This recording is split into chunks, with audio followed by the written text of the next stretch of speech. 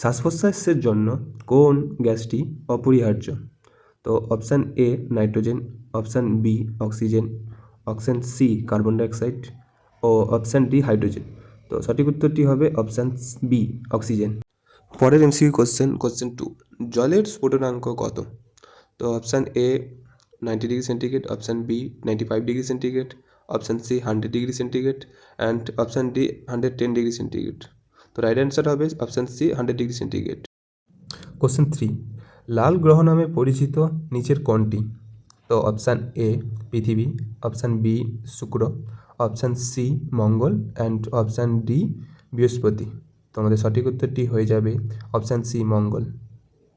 পরের question number 4, মানবদেহের সবচেয়ে বড় অঙ্গ কোনটি? অপশান এ হৃৎপিণ্ড, অপশান বি যকৃৎ, অপশান সি মস্তিষ্ক অ্যান্ড অপশান ডি ত্বক। তো সঠিক উত্তরটি হয়ে যাবে অপশান ডি ত্বক। পরের কোশ্চেন, সূর্যের আলো থেকে কোন ভিটামিন তৈরি হয়? তো option A vitamin A, option B vitamin B, option C vitamin C and option D হচ্ছে ভিটামিন ডি। তো এর সঠিক উত্তরটি হয়ে যাবে অপশান ডি ভিটামিন ডি। এর পরের কোশ্চেন নাম্বার 6, বিদ্যুৎ প্রবাহের একক কী? Option A volt, option B ampere, option C ohm and option D watt.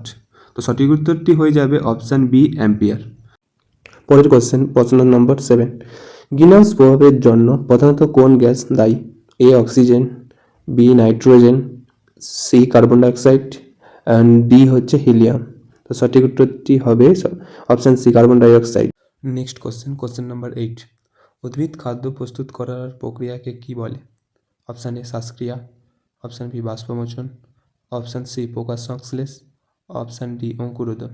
তো সঠিক উত্তরটি হয়ে যাবে অপশান সি প্রকাশ। পরের ঘরের তাপমাত্রায় কোন ধাতু তরল থাকে? তো অপশান এ লোহা, অপশান বি তামা, অপশান সি পারদ অ্যান্ড অপশান ডি অ্যালুমিনিয়াম।